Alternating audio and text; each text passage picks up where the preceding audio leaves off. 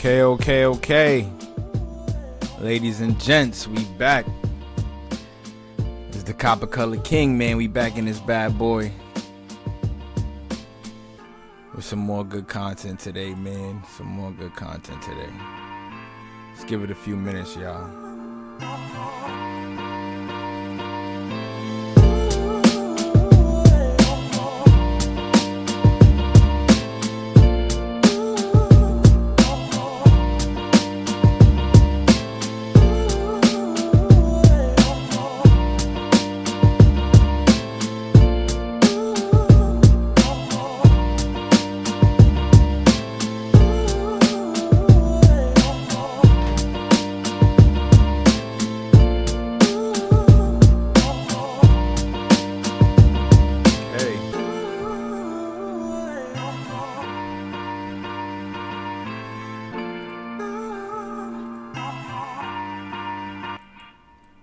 I hope y'all enjoying the tunes, the beats, man. That's all Copper Color music right there. Y'all.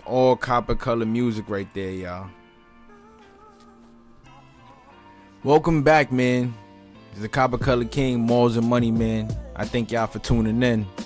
We back with some more Breaking the Black Barrier. Picking up where we left off. Yeah, I know y'all been jacking that Indian slavery in South Carolina. I know y'all been jacking that one. That one been real special. I ain't gonna lie, that one been real special. And I'm trying to keep it real consistent for y'all. Like I said, man, I'm gonna keep trying to drop content on a consistent basis. I'm gonna be bringing it to y'all live in 3D, 4K. So get your glasses, man, and strap in with them seatbelts, cause we finna go crazy. It's about to be a bumpy ride, real bumpy. Now let's go straight into it, man. So what we learned: Indian slavery in South Carolina was very, very, very prevalent. It was real high. You know, they was going crazy with the slavery on the Indians down south. The Indians were being labeled and looked at as valuable plunder. Valuable plunder. Which is crazy, man. That's crazy. Because how can you view a human being as such of a commodity? Let's check this out. And I know y'all can't see it. I'm going to add a little edit to this real quick. We're going to read this for a second. Right? Before we get into the real good stuff. What does it say right here? This is from an excerpt that I found on Google. Just doing my research. You know, I'm going to bring this to y'all in a much later episode. But this one right here states right here, right? Negro Indians in rebellion. King Blue's followers on a marauding tour. Terror in the Chickasaw Nation. A band tied up the postmaster and his wife at Stonewall, released by neighbors. Many Indian citizens maltreated the Chickasaw government. Will move them from. Many Indian citizens maltreated. The Chickasaw government will move them from. So what this basically says right here is that the Negro Indians of the Chickasaw Nation under King Blue. Who is King Blue? Oh, but I thought there weren't any Negro Indians. You know, most of these Indians in the South were of a copper colored skin complexion. And you see it in most of the photos, most of the depictions that they have of these people available now. You see it in all of them. The skin complexion is very evident. Check out this one right here on the right hand side. And this one is very offensive because it's depicting an Aboriginal basically dressed in servant clothing from tie to hands. You know, from the neck to the hands. Almost insinuating that this little Indian is in shackles. But in servitude shackles, enslavement, indentured servitude, whatever you want to call it. But what does this say right here? If your dealer has not supplied you with the famous Little Indian, collars, cuffs, and shirts, interest him by saying we will make it worth his while to put in a stock. What? If your dealer has not yet supplied you with the famous Little Indian collars, cuffs, and shirts, the famous Little Indian, oh, this is the depiction of the copper-colored Indian that they had back in the day. This is the depiction that they had. I'm telling y'all, this is almost insinuating that the average Aboriginal was a servant or slave. Remember, the well-known quality of H.C. Curtis & Co. Goods is not affected by this new and easily remembered trademark. If your dealer keeps Little Indian goods, he will give you a free handsome engraving of the Little Indian mounted on a gray mat on presentation of this advertisement. We will redeem them from him. If your dealer does not keep them, write us and we will advise you of one who does. So they was dealing out these neck collars and hand collars that was pretty much being used to put on the baby Aboriginals. Why else depicted this way? Why else depicted this way? Shall we move on? I got some more good stuff for y'all, man. Let's continue. Okay, what we got here? Negro Indians in Rebellion.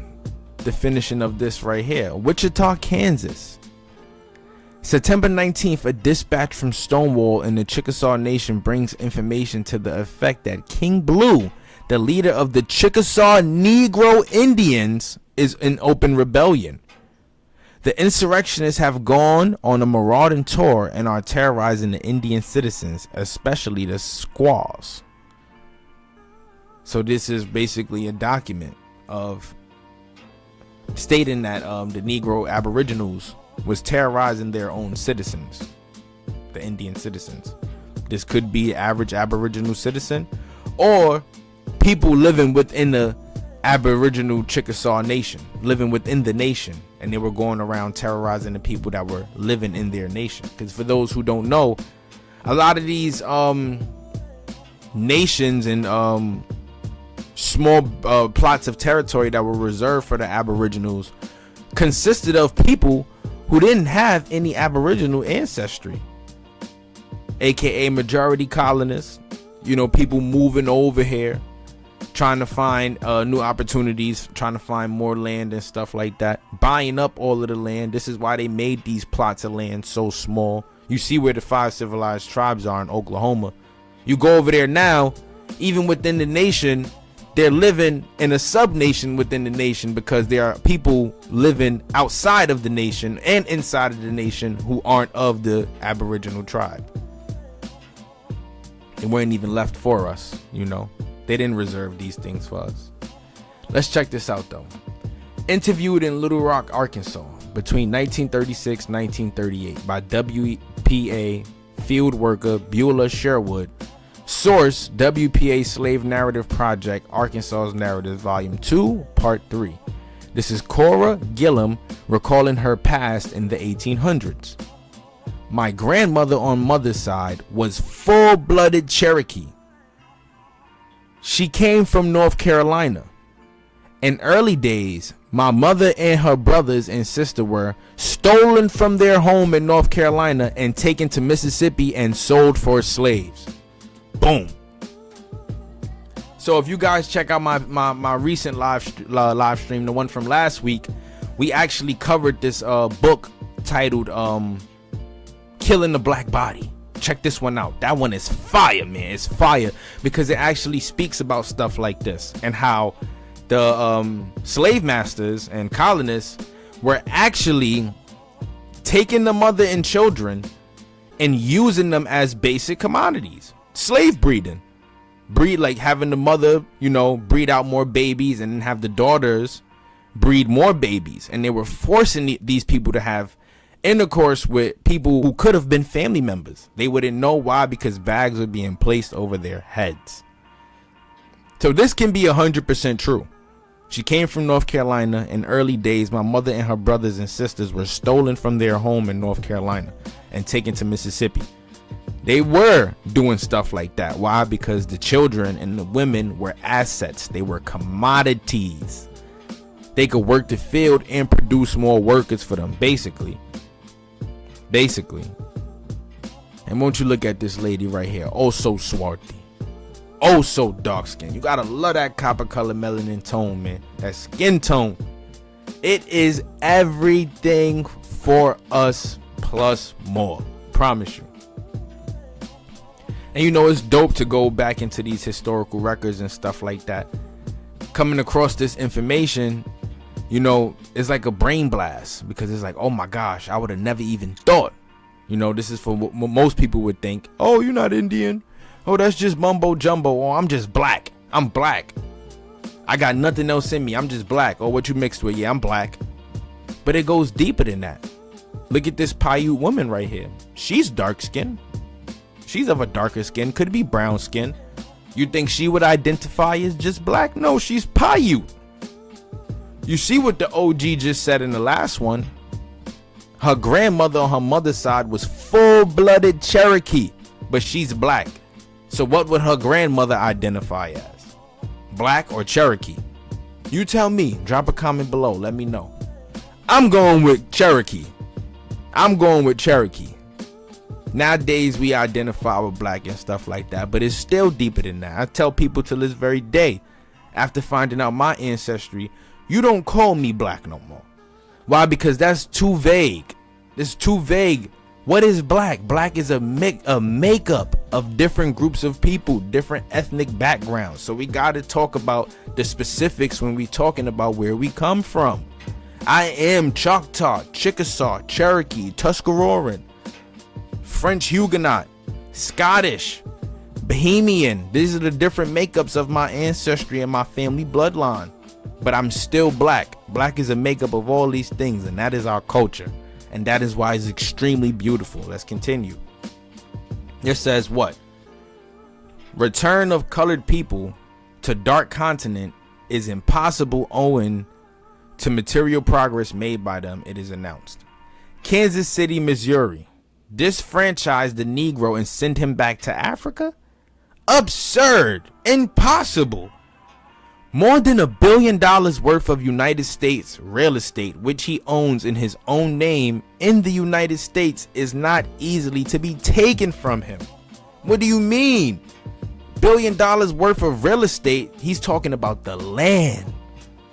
He's talking about the land. It's the land. That's the $1 billion worth of real estate. Put on for us, man. Talk that talk. That $1 billion worth of real estate, man, it means a lot. The land that we live on today, back in the days, if we were still able to take advantage of it the way our ancestors did and the Aboriginals did, we would be rich. All of us. All of our families would be rich. Filthy, stinking rich. Why? Because the land was so abundant. So abundant with many different crops in the field. King Blue is the older brother of my 5 times grandpa William.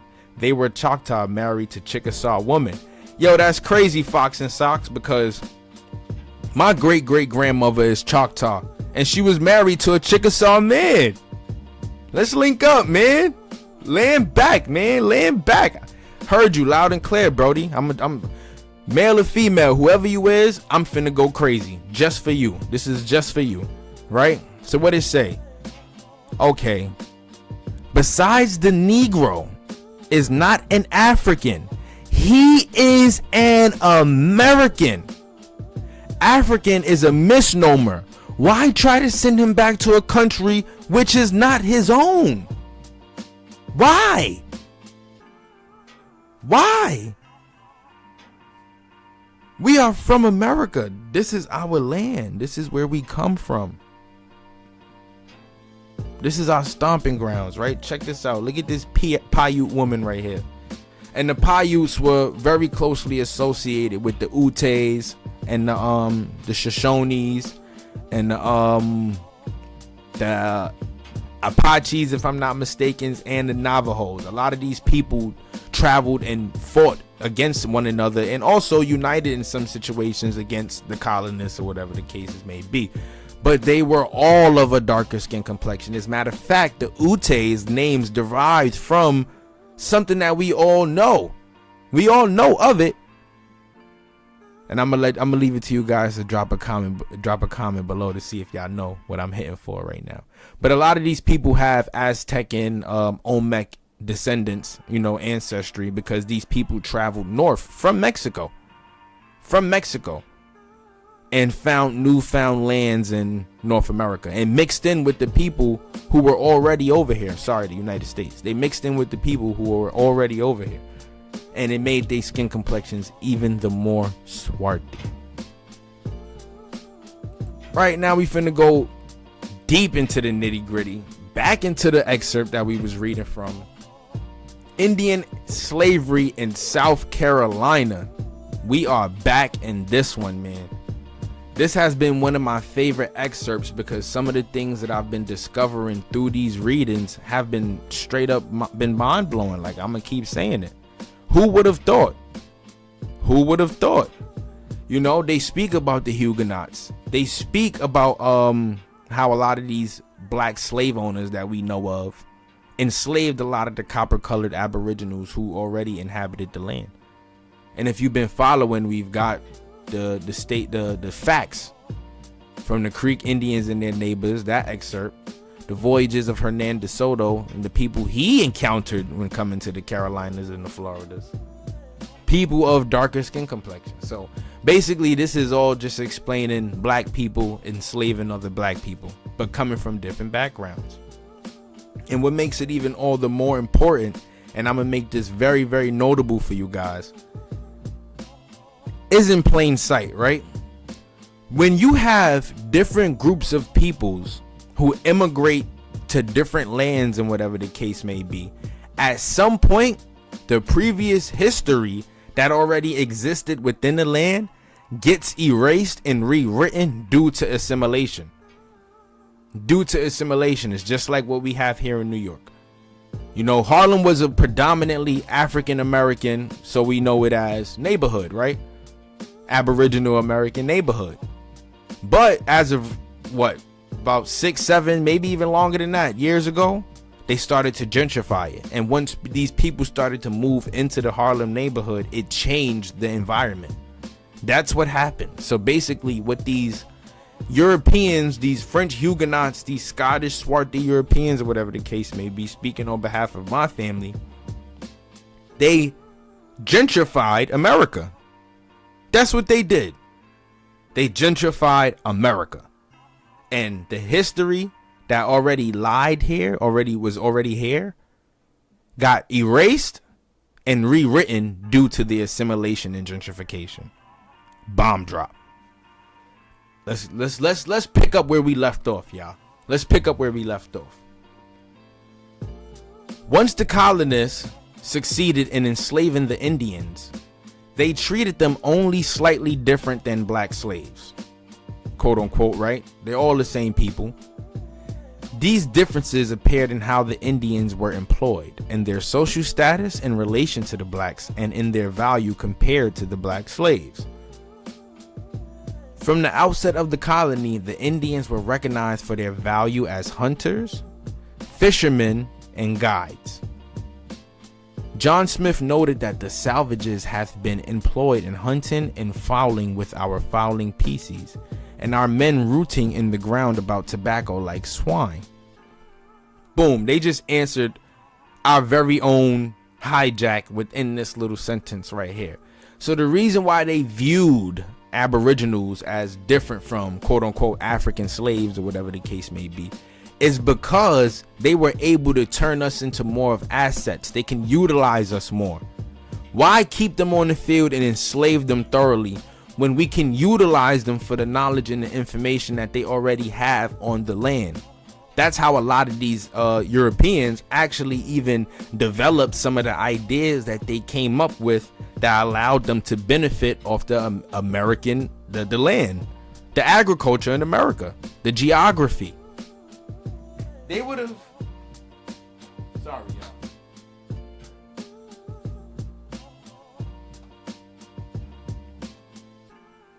They would have never been able to benefit off the land the way they did had they not treated these aboriginals as assets.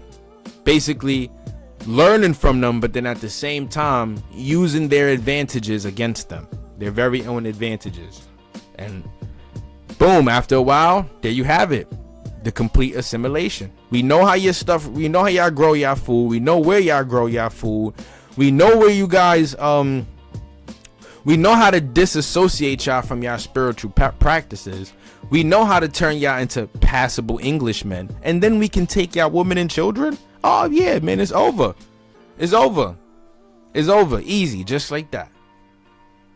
Throughout the 17th century, Indians supplemented the colony's diet. They supplemented the colony's diet. They fed them. Like I said, you couldn't bring an African over here and say, hey, feed me from this land. They don't know this land. They used to where it's really hot. And even then, where it's hot at in America, the landscape is still different. It's completely different. Orders and petitions continue to allow Indians the use of guns for hunting purposes. Here we go, another one.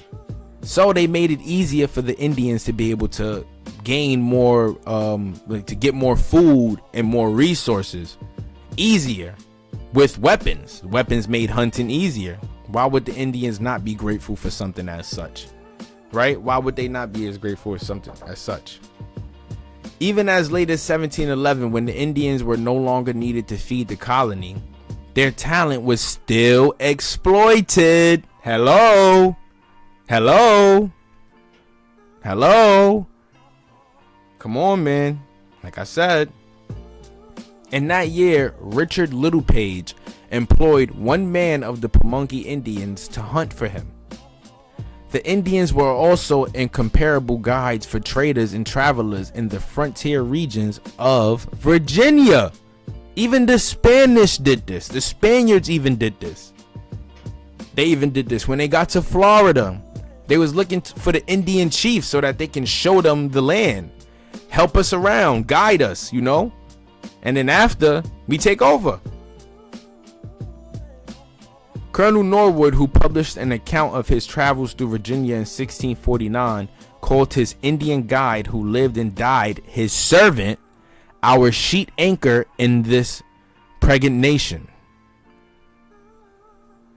Unlike the black slave population, most enslaved Indians were women and children. Oh my God. What am I trying to tell y'all, bro? I'm telling y'all, like, we dropping bombs, bro. We see it everywhere. We see it everywhere. What they called them? What they called them? Let's go back to it. What they called them? Little Indian collar cuff shirts. Little Indian collar cuff shirts. Let's get back into it, man. Children were especially desirable because they could be brought up to be efficient and manageable workers. Unlike adult male Indians who spent their entire lives in the forests. Why? Because adult male Indians were more closer. They kept the families together in spirituality, hunting, teaching the children how to survive. Even though the moms definitely did too. This is why they separated them. Look at, and hence the separation. What do we see today of many copper colored males and females? The separation. This separation been going on since the 1600s. Let's close that gap, y'all. Let's close it up. Let's tighten it up. Right? A 1680 law required slave children to be registered to determine their age because they became tithable at age 12. They became taxable. Taxable at age 12. Assets. These children are assets. So they weren't being viewed as human beings. It was all about the dollar bill. Honestly, it wasn't even much about the color. It's about the dollar bill. Many Indian children were registered as a result.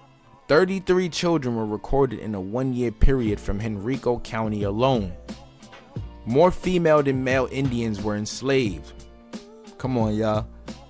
And you know, also, this makes more sense too because a lot of us could trace our Aboriginal ancestry back through the maternal bloodlines. Back through the maternal bloodlines. I promise you. You're really gonna hear it from your great grandma. You probably heard it from, if you heard it from your grandfather or great grandfather, he probably told you his ma and pa was, yeah, I mean, down with the Aboriginals. But you're always gonna hear it coming from the maternal, mainly from the maternal. Even in my situation, it's majority maternal than it is paternal. The paternal side, they're European, swarthy black Huguenots. In part, this situation can be explained by examining one method for enslaving Indians. War captives were a significant proportion of the Indian slave population. Most of these captives were women, since the colonists were more inclined to kill the male warriors than to capture them. The colonists were well aware of the agricultural role women played in Indian society. Many of these women were employed in the fields, others were used as household servants. Same treatment as the slaves. Same treatment as the black slaves, quote unquote. The only thing, like I said, that makes a difference is the fact that they have an extreme amount of knowledge of the land. An extreme amount of knowledge. But as you can see, they said the colonists were more inclined to kill the men. The men were the biggest threat. Just like how it is today. I ain't gonna lie. You know, we are the biggest threat. We are the biggest threat to ourselves. We are the biggest threat to our women. And we are the biggest threat to our children. Because we have to be leaders. We have to get into the history of these type of things, because it helps us understand our place and our role in the civilizations and the people that we live with, and the foundations that we help raise. The separation been happening since the 1600s, and we see it right here. So how do we close that gap? In one respect, the Indian slave was treated exactly like the black slave. What did I just say? Neither race could be trusted. So, and let me stop right here. Indians and black people are of the same race. Just two different ethnic backgrounds, supposedly, according to these people. But this is how they switch up these words and stuff like that. Because they'll tell you black is all one race, right? But black is a color. It is a color. So you mean the culture is all one race. But really the culture has different races within it. Different skin pigmentations, shall I say. Different ethnic backgrounds. But yeah, neither race could be trusted. So both races were excluded from positions of authority and positions where they could injure large numbers of white colonists. Dodge that hijack, because we already know, and like Curry Mayo taught us over the week, Andrew Jackson, George Washington, Benjamin Franklin, Abraham Lincoln, Paul Revere, so many of the quote unquote white freedom fighters or people who were made prominent in American history, they were descendants of Huguenots, of copper colored people. So we really got to dodge that when we see this white and black, this war on white and black people. In 1755, free Indians and blacks were allowed to serve in the militia, but only as drummers, trumpeters, or pioneers. They were not armed out of the fear that they would incite their enslaved relatives to rebellion. Indians and blacks were also prohibited from being employed as millers and overseers by an act of 1710. As millers, blacks and Indians would be in a position to poison the white population. As overseers, they would be given authority over white servants. Out of racial prejudice, white servants refused to acknowledge this authority. But we already know William Ellison and Antonio Johnson, they were black slave owners in the 1700s. So this is what I'm saying, like they mix a lot of this stuff up. They mix a lot of it up. So we just gotta keep be mindful that it wasn't always a color game. It's a financial game. That's what this is. It's about money. Eventually they made it into color, but this wasn't probably until the mid 1800s. In general, colonial society would not tolerate Indians and blacks in positions of authority. Socially and legally, the Indian slave enjoyed a slightly more privileged position than the black slave. From the beginning of the colony, Indian white intermarriage was not considered a serious breach of the moral code.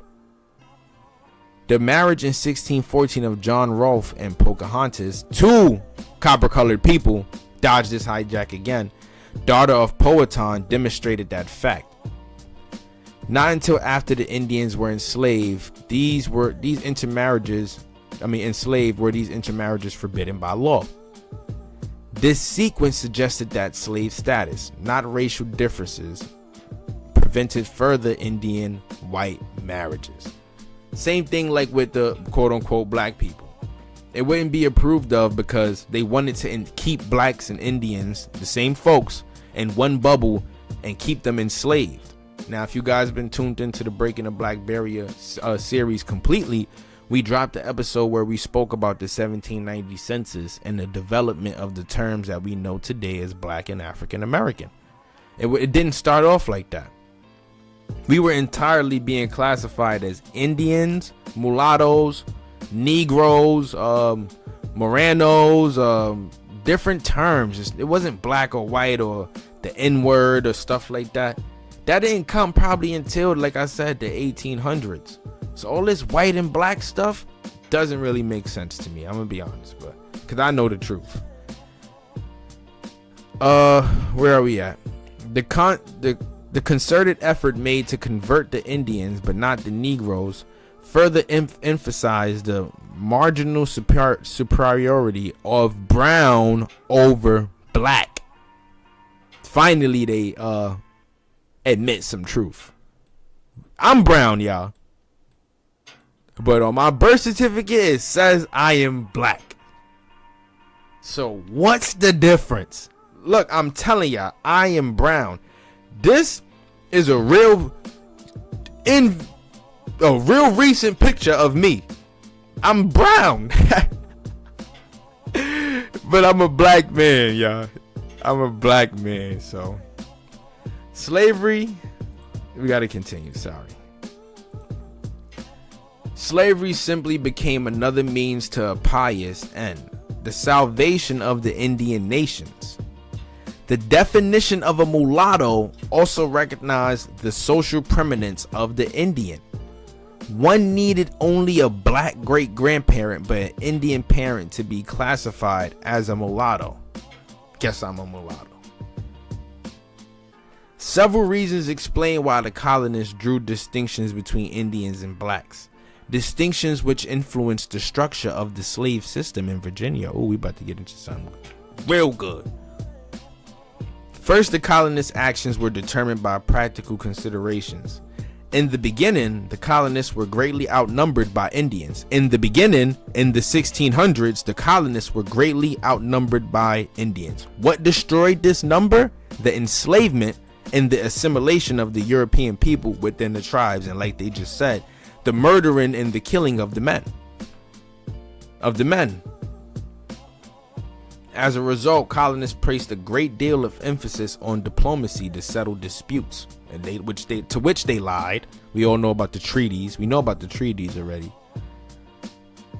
Even after Indian slavery became legal in 1676, a significant population of Indians remained free as tributary tribes. Tributes. And once these tributes worn out, had to enslave them. Once it was no more skins and cloths and stuff like that to give as tribute, it was over. In response to this situation, the English did not abuse Indian slaves because they wanted to promote, as far as possible, peaceful relations with the surrounding tribes. That was their intentional goal. That's why they put the quotations around it. Second, blacks and Indians were further differentiated because the Indians were organized into nations. Once taken from Africa, blacks were nothing more than individuals. And you got, like I said, we got to dodge this. Up until the 1800s, you guys. Up until the 1800s is when we first had our first, real influx of African slaves. They were going to the Caribbean islands, but like they said earlier in this passage, they were harboring aboriginals from the West Indies to America. So now you just got big mixes and makeups of different people. You don't know who's who. Aboriginals are brown and black. Africans are brown and black. How do you differentiate? How do you even find out if a person has one drop of that blood? How do you test the blood in the 1700s? Tribes from Africa were not transplanted to the colonies intact. Most black slaves had no more in common with their fellow slaves than would an Iroquois Indian and a Tuscaroran Indian working side by side. The English respected the national unity of the Indians. Finally, the colonists perceived the Indians as less governable, less controllable in nature than the blacks. So it switched. They switched it up after they saw that they couldn't completely take them over. They were less governable and less controllable. Obviously, you on our land. We black too though, but you on our land. You think you just gonna let you take it? No, we're gonna fight. And we fought many different wars. Unfortunately, we lost because we have a lot of Uncle Tom Indians that wanted to switch sides and stuff like that. But hey, it is what it is. You know, we gotta fight that fight until we can't fight no more.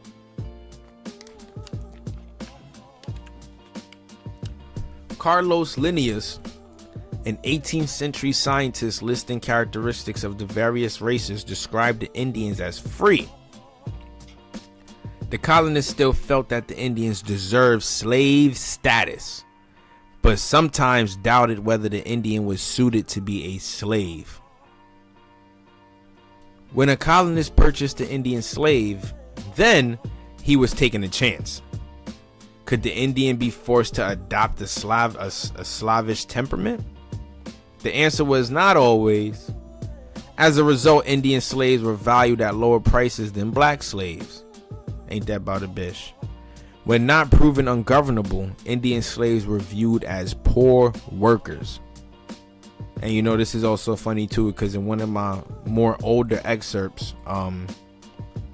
they spoke about black people and Indians, basically saying that Indians were more hard workers than black people were. They actually said black people were lazy. But this is what I'm saying. How are you constantly getting the two confused? We're the same. Stop coming at us like that. Sheesh, take it easy. It be wildin'. One of Williamsburg's Indian slaves was often punished for evading work. Sure, I do too. I'm evading work right now. Word though, taking advantage of the system the long way. In his diary, Burr stated, Redskin Peter pretended he fell and hurt himself, but it was a dissimulation. I'm crying. That's mad funny. He was very well again after he had worn the bit 24 hours and went to work very actively. Some was playing mind games with them. He would fake trip, fall, do the Peter Griffin, get back up. All right, I'm all right. I can't work, but I'm okay. Where we at? Whether uncontrollable or lazy, the Indian proved a poor slave, and he was valued accordingly. So why take our women and children? Why? Oh, because you wanted to turn us into passable Englishmen. According to your logic, this wasn't passable enough. According to your terms of work, we didn't work hard enough. So why do you need slaves in the first place? If you want to do some hard work, do it your damn self. Indian slavery in Virginia did not end like Negro slavery.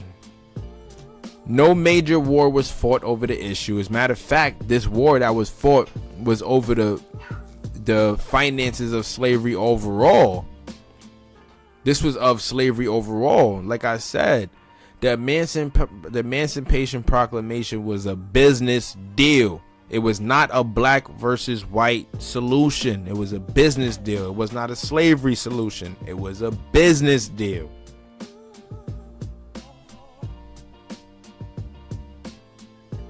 Nor did a legal proclamation significantly outlaw the practice. Instead, Indian slavery gradually declined in importance from its inception. Why? Because they started to assimilate and mix in. The term Indian was no longer being able to be used after a certain period. When the first colonists arrived at Jamestown in 1607, the Indian population of what is present-day Virginia was approximately 18,000 people. By the time Indian slavery became legal in 1676, that number had been reduced to 6,000, all for the same reason. These people did not die. They are still here today. Their ancestry is flowing through our veins. At the turn of the century, the number had again declined to about 2,000. Most of those 2,000 remained on their own lands as tributary tribes, and they started to mix in with the other surrounding tribes. And this is why you have a lot of aboriginal mixed nations like the Cherokee, or the one in Virginia, the Lumbee. The Lumbee is one of them. These are mixed tribes with different groups of and bands of Indians within their society. Hugh Jones noted in 1705 that few Indians lived among the whites. Few Indian slaves were imported into Virginia, also because the other colonies were experiencing similar declines in their Indian populations. A Virginia judge in the late 18th century argued that the supply of Indian slaves, natives of the continent of America, between 1682 and 1705 must have been very scanty, adverting to the state of things with respect to our neighboring Indians during that period. And there was never any source of a supply from abroad, except such as might be kidnapped in the West Indies, for their slaves were more valuable than here. What are they saying right here? Basically, there wasn't a source of supply from abroad. They didn't take nothing from abroad, but they were kidnapping other aboriginals from the West Indies because the slaves were more valuable than the ones here in America. Mic drop. That's a big boom right there. Because what are you saying? There was never any source of a supply from abroad. Weren't you bringing Africans over in the 1600s? Told y'all. Indian slavery in Virginia failed due to the lack of an available source. Diplomatic aims also played a part in the demise of Indian slavery. The colonists desired peace with the Indians more than they wanted Indian slaves, which is cap. They just wanted to turn them into passable Englishmen. Since enslaving Indians often disrupted the peace, enslavement policy was not always desirable. In 1710, the Tuscarora Indians of North Carolina, this is around when the Tuscaroran War happened, petitioned the Pennsylvania government to remove to that colony because of their people being seized and sold into slavery by the North Carolinians, the Welsh, the French Huguenots, and Virginians. Pennsylvania denied the petition, so for this grievance and others, the Tuscaroras turned to war against North Carolina and Virginia, the Tuscarora War. The Virginians learned from this occurrence. However, when a group of marauding foreign Indians caused trouble in 1777, the council abandoned a punitive expedition against them, which would have included the capture of women and children for later sale as slaves.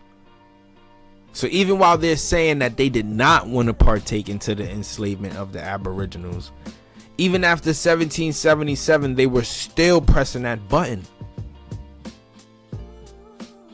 But they abandoned it because, not because, but it would have included the capture of women and children for later sale as slaves. They abandoned it though. The Congress, which made the request to abandon the expedition, feared that other Indians might become involved if the hostilities got out of hand. They were scared. Why? Because the tribes were always known to fight. They will continue to fight. No backing down. There was no backing down from these aboriginals. I promise y'all. Some of the things that I've read in a lot of these books, what it speaks of is fake gruesome. I'm going to bring it to y'all. We're going to read the Hernan de Soto book thoroughly. I'm going to give y'all like 5 or 6 chapters. Promise y'all. Promise y'all. And we're going to see some of the things that these aboriginals were doing to get up with the colonists and to get up with the Spaniards and the English and the redcoats or whatever. It was fake gruesome. I'm not even going to lie. They fought. So don't let nobody ever tell you that they just came on this American soil and completely obliterated and wiped everybody out, because it did not go that way. It did not go that way. The closing of colonial markets placed another brake on the continuation of Indian slavery. A large percentage of Indians enslaved in Virginia had been transported to other North American colonies or the West Indies, and some were sent to Europe. But check with your family members in the West Indies, y'all. Check with them. Get somebody to do your genealogy and see what you find out. But now that we reading and understanding this, we done saw this multiple times. Wouldn't be surprised if you had aboriginal ties all the way to the West Indies. I feel like I do, most definitely. And you know, they was doing a lot of mixing down there too with the Moors, the Spaniards, the swarthy Spaniards and the Frenchmen and stuff like that was traveling to these lands, these quote unquote newfound lands. Also, if you want more on like proof that the America is the true old world, man, check out my channel, Copper Color King. Make sure y'all guys go like, comment, and subscribe. We drop content up there pretty much on the regular. More stuff like this. You can get in tune. If you're watching this live right now, go over to the Copper Color King YouTube channel, subscribe. Podcast is coming soon up there. We're going to be doing a lot on that channel and on this channel both. Got a lot going on. Although the Tuscarora petition to Pennsylvania did not accomplish its desired purpose, it did produce a related result. Fearing the uprising among their own Indians, the Pennsylvania Council legislated against the importation of Indian slaves from other colonies. Both Jamaica and Barbados followed suit, bearing the admittance of ungovernable Indian captives. It became increasingly difficult to unload this unwanted cargo. One vessel from New England stopped at port after port, trying in vain to sell its cargo of Indian prisoners. They was trying hard to get these aboriginals sold. The ones that came from America, trying to get them sold. They even brought them to Jamaica and Barbados, but they dubbed it. No, we got too many slaves over here. We got too many aboriginal slaves over here. They're ungovernable. We can't handle it. They keep fighting. Haitian Revolution. All of these fights, these revolutions that they're having all through the South Caribbean islands and North American lands. Who do you think the people is that's doing this stuff, man? Of course they mixing with the brothers and sisters from the other side, but this is our land. Get off. Get off. Look, peep this. Finally, the slaves were dumped at Tangier in North Africa. What? So this slave trade is being told in reverse? It's being told in reverse? They didn't come from Africa. We came from America and went to Africa? Man, listen. You got to think about it, man. When you're looking at the maps and stuff like this, and you got to pay attention to the currents, the way the ocean water flows. Obviously, it would be easier to come from Europe, England, Ireland, Spain, all of these different places, and then take a one-way ship to America, right? To North America. It's like right there. It would make more sense to come from the west coast of Africa to go to South America, the east coast of South America. But who knew that they was bringing them from America to North Africa. Ain't that about a bish? I would have never expected that. So now we got to go to Africa and check with our brothers and sisters over there and see what's in their ancestry. We know the Moors came from North Africa. We know there's Moors coming from North Africa to America. One purpose of Indian slavery was to transport troublemakers out of the colony. The closing of foreign markets undermined that purpose and contributed to the demise of Indian slavery. We learned this so much in this little excerpt, man. This is crazy. More than any other reason, the Indians' unsuitability for slavery explained their decrease in numbers as slaves. Most colonists found the Indians too lazy and deceitful. Okay, so now they're calling us the same thing that they called black people previously. Told y'all, they don't know what to call us. They don't know where to point the finger. It's like they're retarded. They're slow. They don't know where to point the finger. They don't know who's who and what's what. They just know they got people here and they of some color and they identify as this and that's that. But these people are slow. They don't know what to identify us as. Just like today, they still don't know what to identify us as. That's why they call us black. Hello. Lazy and deceitful to make good slaves. The Indian slave created more problems than his economic value could justify. He was not the most hardworking farmer. He ran away easily. A greater master of the woods than his captors, obviously, because where is he from? The land. He lied, he stole, and he incited other Indians to insurrection. Listen. He escaped. Smarter than his slave masters. He did not tell the truth. He got his retribution. His 40 acres and a mule, he was getting back for his people. And he was telling his other brothers and sisters, we can't take this no more. We got to do something about this. Helito, Yokuka. You know what I mean? Indians were notorious thieves. In 1737, Mr. Halen was robbed by his Indian servant of a pair of pistols, a horsewhip, and some clothes. My boy was getting back. Give me that. Give me that. Give me that.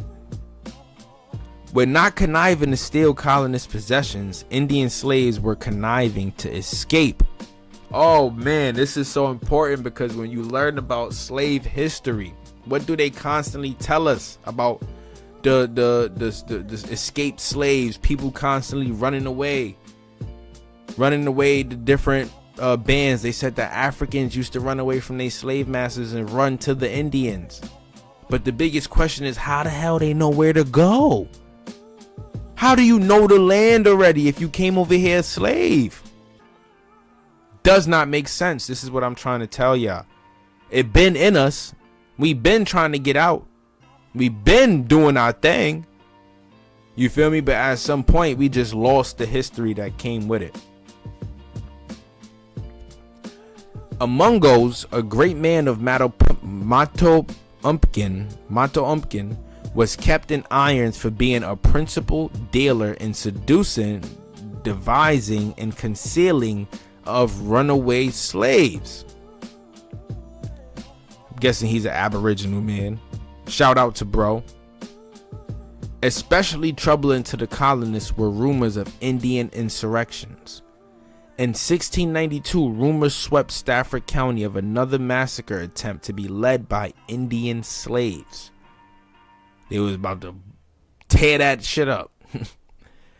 Regardless of the inability of the Indians to wage such an attack at the late date, nothing created greater fear in the colonists than a reminder of the two earlier uprisings of 1622 and 1644. I told y'all they've been fighting. Even if the Indians had been well behaved, they would still have made poor slaves. John Lawson summed up the general view of Indians held by the colonists. They, Indians are not of so robust and strong bodies as to lift great burdens and endure labor and slavish work as the Europeans are, taking care for no farther than what is absolutely necessary to support life. What do they mean by the Europeans are? Or so you was enslaving Europeans too? Told y'all they brought Europeans over here as slaves. Indentured servants. But they're saying Indians are not so robust or strong bodies and to lift great burdens as if the Europeans are. Oh yeah? So then why use us for the benefits to learn the land, to learn the farming, the agriculture, the traveling, the hunting? You used us for all of the things that you utilized to build your oh so great America. Tobacco, cows, the buffaloes that you guys killed. All the buffaloes y'all killed. Y'all used these same things to build this great country. So if we're not so robust or strong bodies to lift these burdens, what burden? You are the burden. What you mean? We did it first. We taught y'all. You holding us back. You feel me? The colonists simply found it impossible to transform Indians into slaves. Although Indian slavery rapidly declined after 1700, those Indians enslaved before that year continued as slaves. But it declined? Right? That's what they're saying. Further laws were passed through the mid-18th century recognizing circumstances in which free Indians could be enslaved. In response to the Tuscarora War of 1711, the Virginia Assembly ordered the transportation and sale of all captured Indians from that conflict. After the war, just imagine how many people got ties to ancestors from this war.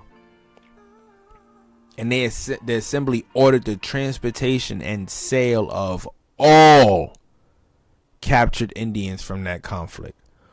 All. So we know that they could have even been shipped to North Africa, the Caribbean islands, or to different nations and plantations in America, causing the mix-up again. The assimilation and changing of cultures.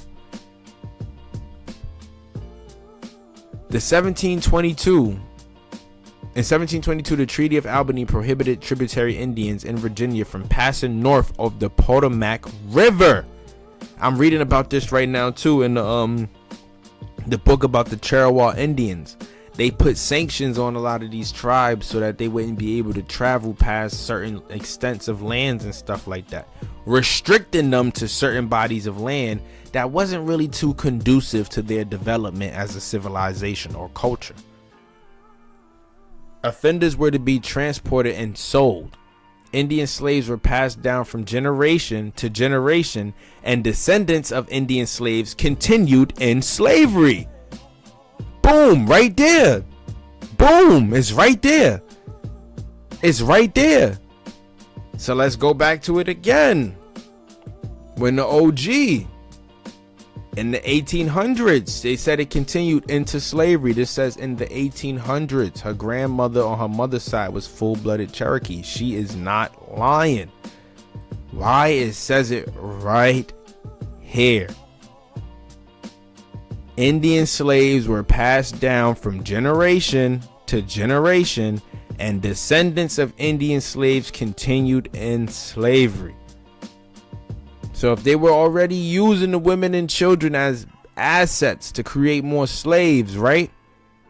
Obviously they was keeping them in the family, to which some of them might have picked up on these last names. And it just continued for generations and generations until slavery ended. Now you're with the descendant of the slave master. The slave master's descendant is no longer a slave master. To him has been outlawed. Fuck it, let's become family. Let's get married. I got the land. You got the ability to breed. Let's do it. Here we go. We transfer from the slavery business contract to the marriage business contract. Wasn't about love. Marriage is a business contract. Let's keep the land so they don't take it from us. They took the slaves. I just need my land. By the mid-18th century, these descendants were beginning to sue for their freedom.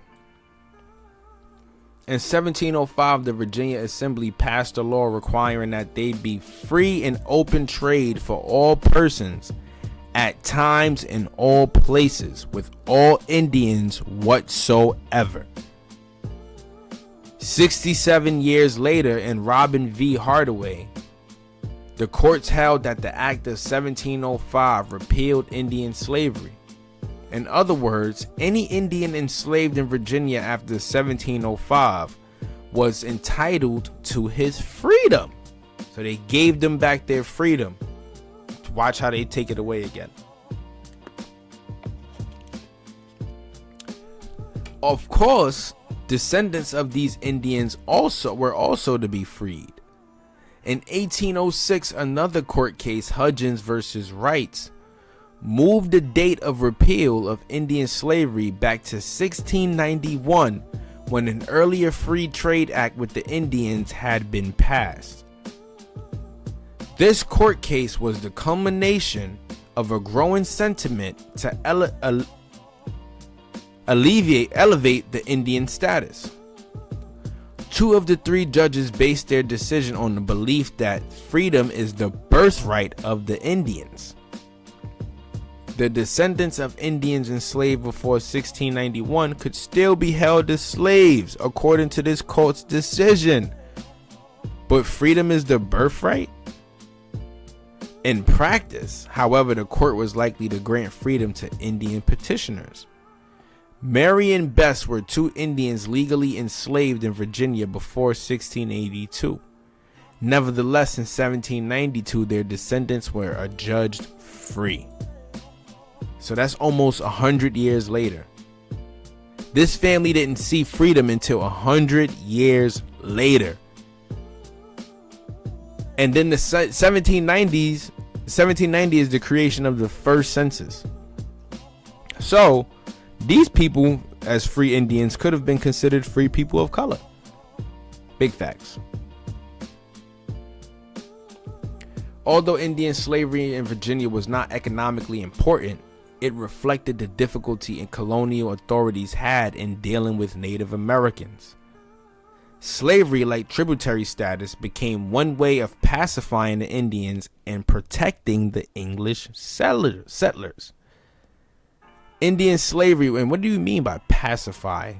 What do you mean? We're going to get into that. Indian slavery was never meant to be a permanent measure that could be seen in the confusion of statutory law surrounding the subject.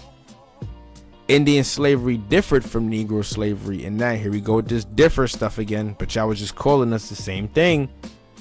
Differed in that from Negro slavery, for the Indian, it was punishment, not a deserved status. But how does this even make sense when they were saying that at first that their goal was to enslave the Indian, but deemed that they were ungovernable? So now you're saying that you were punishing them because they were ungovernable? Either way, they were being made into slaves. Either way. As long as the Indians remained a threat or perceived threat to white security, the Virginians allowed their enslavement. That threat no longer existed by the late 18th century, and Indian slavery became an anomaly of the past. Now, that was chapter 1, you guys, and here you go to notes. For those people who want to look any of this stuff up, let's just take some time to go through it.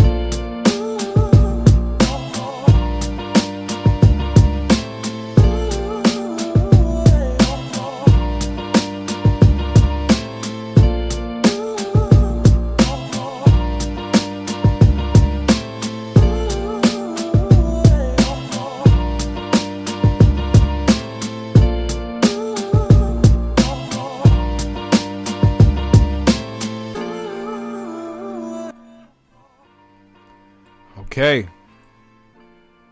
So if you took your time out to read over some of those footnotes that the author left behind, go check out some of those articles. I'm pretty sure you'll probably be extremely interested in what you find. And then whatever you find, bring it back to me so we can have more discussions in our community section.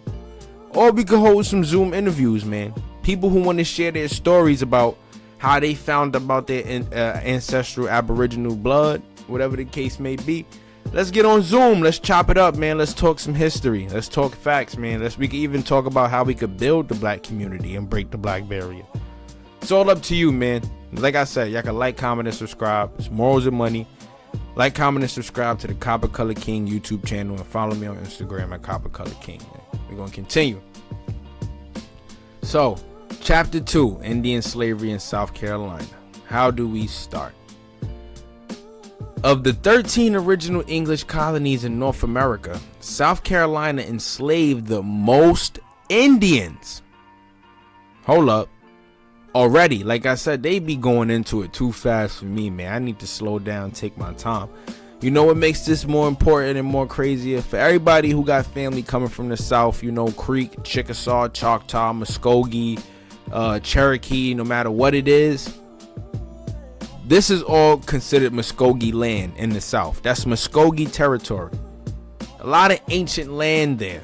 A lot of ancient artifacts within that land, mounds and stuff like that. And there's a lot of correlations. You know, a lot of us could be cousins and we won't even know it. And this is the most craziest part. Because of this history, we've been removed from how many other family members we may even have out there in the world. Right? It's crazy. South Carolina also emerged as the only colony with more black slaves than white settlers. Why? Because there were more black slave owners than there were white settlers. There were more black people in South Carolina in general. Check out one of my last clips of this series. We spoke about it. William Ellison, Antonio Johnson, we spoke about it. They had tons of slaves and they treated them very unfairly in Louisiana too. From its beginning, South Carolina evolved as a society dominated by slavery. Like I said, several elements in the births of South Carolina accounted for this early dependence on slave labor. And by the way, the biggest slave port in America was in South Carolina. It's called Gaddon's Wharf. Gaddon's Wharf. Let's see if we can find it. Gaddon's Wharf. Preservation Society of South Carolina. Construction of the wharf and importation of enslaved people. We're going to turn this into another drop, you guys, even though I put out something on this specifically before. But the biggest slave port in South Carolina. It was the first destination for an estimated 100,000 enslaved Africans during the peak of the international slave trade. Which is capped. It wasn't 100,000 enslaved Africans. This was just 100,000 swarthy Huguenot refugees and servants and Indians that's coming from the West Indies, stuff like that. This is why we're going over this book, to be able to piece this stuff together. Several elements in the birth of South Carolina accounted for this early dependence on slave labor. The colonization of South Carolina by residents of Barbados. The colonization of South Carolina by residents of Barbados. Where did Antonio Johnson come from? First of all, he was a slave master on the Barbados Islands. Let's talk about it. And he came from Barbados to South Carolina. As a matter of fact, a lot of us have family members from Barbados, and then we could trace some of those family members also to South Carolina. Same thing goes for the Bahamas. Check that out though, ain't that crazy? The colonization of South Carolina by residents of Barbados, not of Africa, of Barbados. This is where the colonizers were from. That's what they're saying. The expressed interest in commercial gain by the proprietors found in South Carolina and the perceived unsuitability of white labor for the hot, humid low country, Indian slavery sprang, what they just said, perceived unsuitability of white labor. Yes, white people were slaves as well. White people were slaves as well. Don't let this be newfound information to y'all. Y'all supposed to know this stuff already, man. What's good for the goose is good for the gander. Indian slavery sprang for these and other reasons peculiar to Indian-white relations in South Carolina. Soon after the arrival of the first permanent settlers in 1670, trade with the Indians became a very profitable venture. Unimpeded by geography or strong Indian alliances, South Carolina traders quickly penetrated the backcountry to garner valuable deer skins and furs. These is what Aboriginals used as money, pretty much. This was money to them, credit, money, all of that. In general, the Indians welcomed trade with the colonists, and also, by the way, I don't mean to continue and cut off like that, but these backcountry, this refers to like Sumter, South Carolina, areas like that. So if you got family from there, you know where this is coming from. The first 10 years of settlement witnessed no major clashes. Thomas Ashay's propaganda tract, commissioned by the Lords Proprietors in 1682, was essentially accurate when it stated that the Indians have hitherto lived in good correspondence and amity with the English, who by their just and equitable carriage have extremely wind and obliged them. This is because they were mixing in with one another. I got proof on that once we start going into the Cherwell book. Justice being exactly and impartially administered prevents jealousies and maintains between them a good understanding that the neighboring Indians are very kind and serviceable. Stuff like this was making it easy for them to pass on their culture, the Christianizing of the Aboriginal, you know, turning them into Christians and Catholics and whatever the case may be. You have a lot of Aboriginals who even became Quakers, Presbyterians, stuff like that, Protestants, a lot. It made it easy because of stuff like this. Doing our nation such civilities and good turns as lie in their power. This propaganda report did not tell the whole story, however. Several minor clashes over the conduct of the Indian white trade occurred, and certain abusive trading practices were established in the first 10 years of the colony's existence.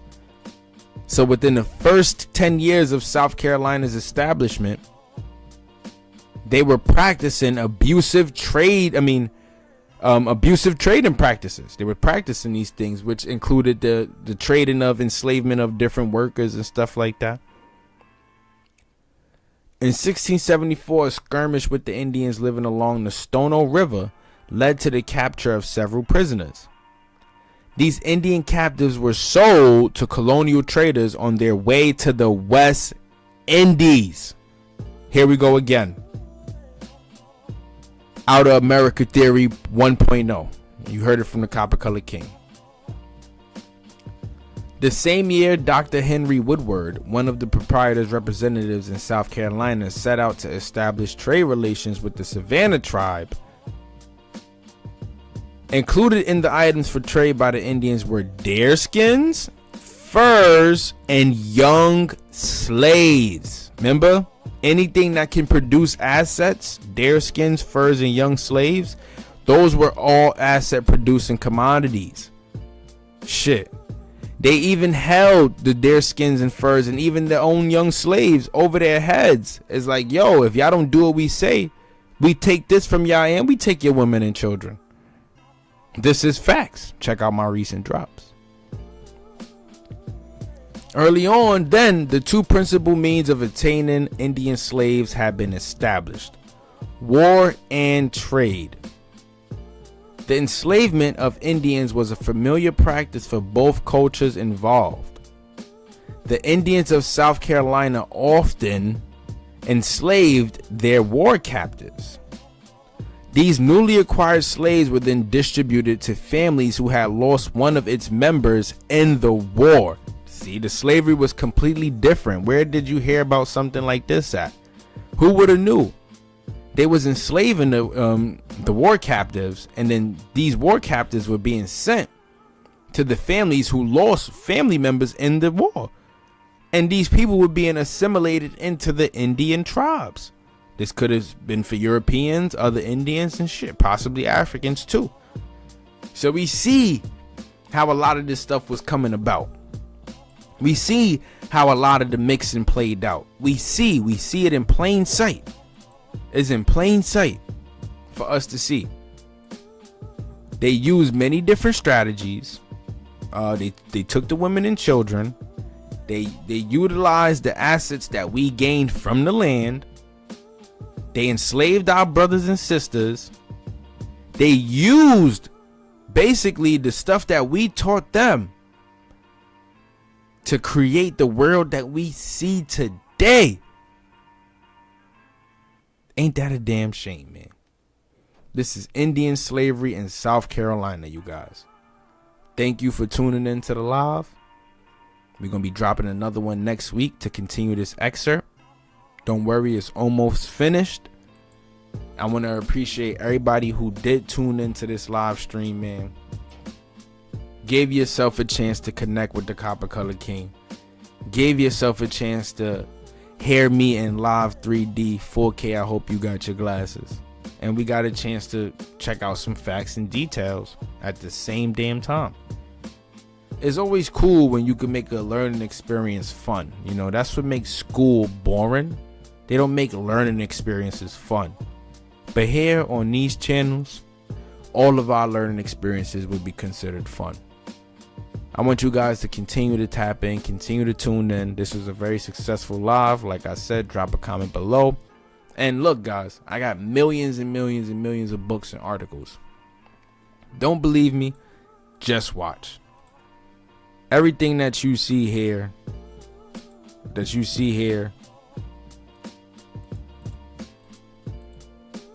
on this channel,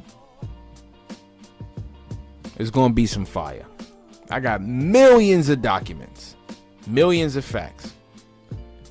And I want you guys to, like I said, like, comment, and subscribe. Join the wave, man. The Copper Color Productions wave. Get in touch with your ancestral roots. You'll be proud of yourself. Your ancestors will be proud of you. And I'll be proud of you. Shoot. We doing it together. I love y'all. Continue to tune in. And like I said, man, we out of here. Let's get it.